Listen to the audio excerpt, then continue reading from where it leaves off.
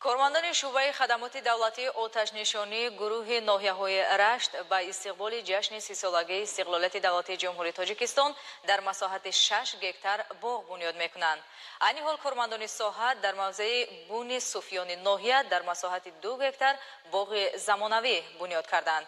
گزارش از ناحیه رشت.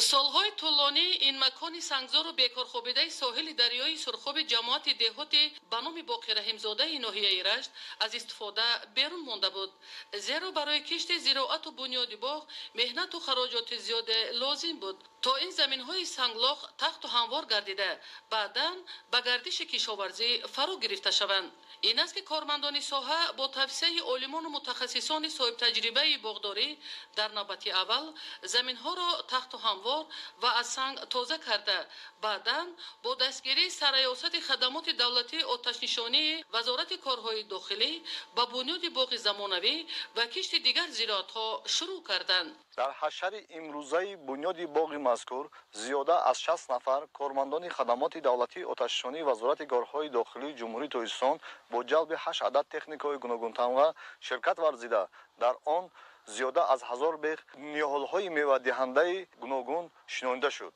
در مساحت 2 گکتاره زمین ساحل دریای سرخاب اساساً 10 نمود نهالان میوه‌دهنده سرحاصل از قبیل سیبوناک، زردالو، شفتالو که به اقلیم و شرایط محل کوهستان سازگار میباشد شنانیده شدند. همزمان با مقصد عاقلانه و ثمرناک استفاده بردن زمین بین قطعه‌های نهالان زراعت‌های کشاورزی کش کرده می‌شود تا بدین وسیله کارمندان ساحه در آینده به افزایش استحصال میوه و دیگر زراعت‌های کشاورزی و تامین ساختارهای مربوط ساحه با محصولات خوش‌صفت موفق شوند. از طرف کارمندان خدمات دولتی آتش‌نشانی وزارت کارهای داخلی جمهوری تاجیکستان در منطقه رشت بنیاد نمودن باغ زمانوی در مساحت زیاده از 2 گکتار به نقشه گرفته شده بود که امروز آن عملی گردانده شده است. سرریاست خدمات دولتی آتش‌نشانی وزارت کارهای داخلی جمهوری در همکاری با مقامات‌های محلی ناحیه‌های تاجیک‌آباد،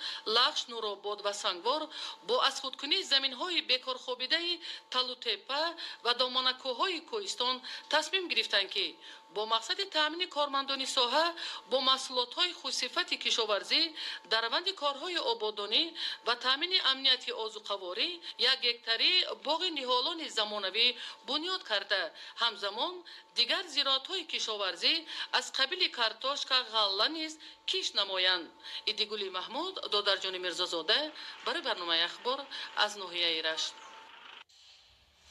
با مقصد بلندبرداشتن ذوق کتابخوانی، تقویت نیروی ذهنی، دریافت چهره‌های نو سخنور و سخندان، اشک گذاشتن به ارزش‌های ملی و فرهنگی و انکشاف قابلیت ایجادی امسال نیز آزمون جمهوریوی فروغ صبح دانای کتاب است گذرانیده می‌شود. گزارش همکارانمان در این خصوص.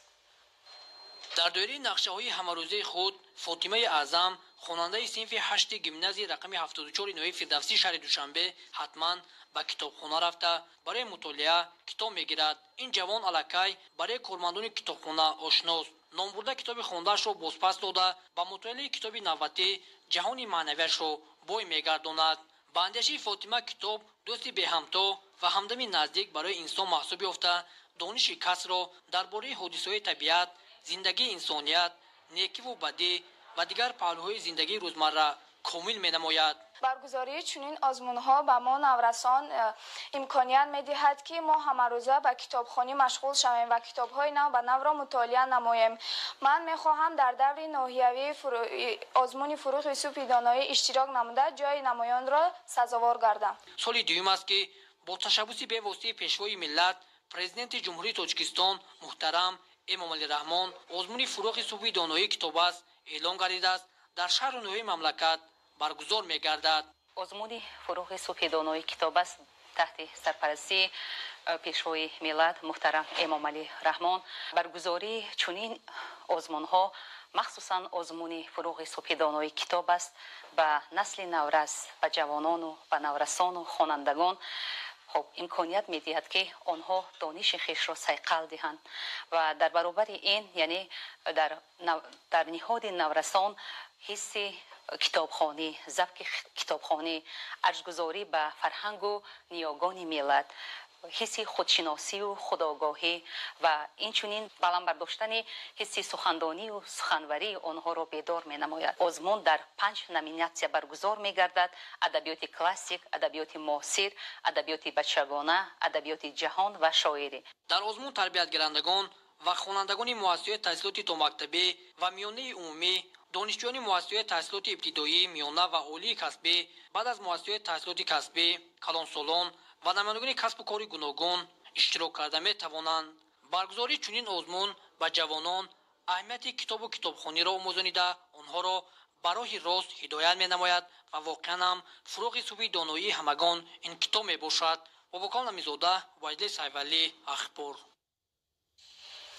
بیننده های گرامی، چنین بودن خبرهای برای این ساعت. آماده شده. سلام.